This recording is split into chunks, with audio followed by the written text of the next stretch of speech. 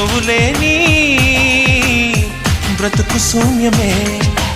అందాల శ్రీమతికి చెప్పలేని అలకంట, మనసారా లాలిస్తే చట్టి పాపతానంట.